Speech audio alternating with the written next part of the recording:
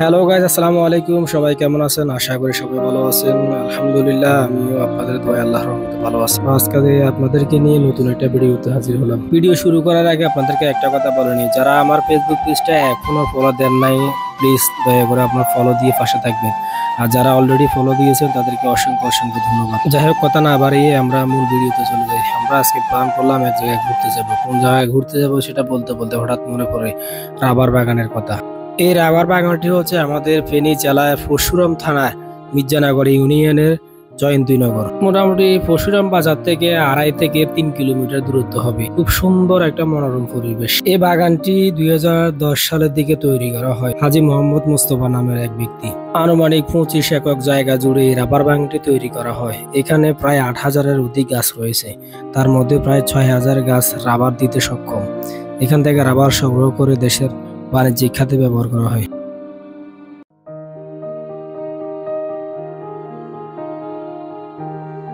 এই বাগানটাকে ফেনী জেলার সবচেয়ে বড় রাবার বাগান হিসেবে ধরা হয়। প্রথম দেখাতে মনে হবে এটা যেন কোনো পাহাড়ি অঞ্চল, কিন্তু সত্যি বলতে এখানে ঢোকার পরে অন্যরকম একটা পরিবেশ দেখা যায়। আমিও এখানে ভিতরে যাওয়ার পরে মনে হচ্ছে যেন খাগড়াছড়ি বা রামগড় কোনো এক রাবার বাগানে আসছি, কিন্তু সত্যি বলতে এটা আমাদের পরশুরামের ভিতর। তবে আমার এটা ফার্স্ট আসা। এর আগে আমি অনেকবার শুনছি, কিন্তু সময় করে আর আসা হলো না। খুবই সুন্দর লাগে দেখতে। চাইলে আপনারাও এটা দেখতে আসতে পারেন পরিবার পরিজন নিয়ে বা বন্ধু বান্ধব নিয়ে। এখানে আসার পর আমরা এখানে প্রশাসনিক বাহিনীও দেখলাম। বর্ডার গার্ড, বিজিবিরা এখানে অবস্থান করছিল। এই বাগানটার উত্তরে এবং পশ্চিমে ভারতের বর্ডার, সেই জন্য এখানে বিজিবিদের আনাগোনা থাকে। নিরাপত্তা নিয়ে এখানে নিশ্চিত থাকতে পারে। 25 একক জায়গা নিয়ে যেহেতু বাগানটা করা হয়েছে, ভিতরে ঢুকলেও অনেক বিশাল দেখা যায়। ভিতরে ঢোকার পর মনে হয় না যে আমি পরশুরামের ভিতরে আছি।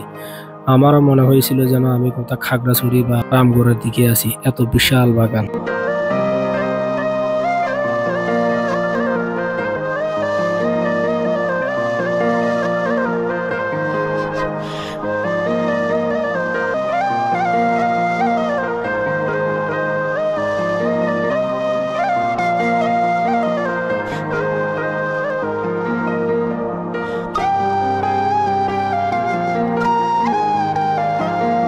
এ হচ্ছে আমার বন্ধু কাজী মোশাররফুল হক রিগেন, আর এ হচ্ছে রিয়াদ খান।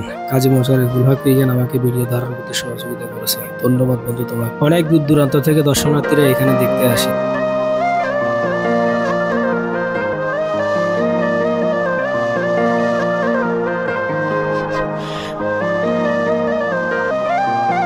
সুন্দর মনোরম পরিবেশ এবং প্রকৃতির বাতাসের কারণে এখানে পাহাড়ে আসার একটা ফিল পাবেন। খুবই সুন্দর বাতাস বয়ে যায় এখানে।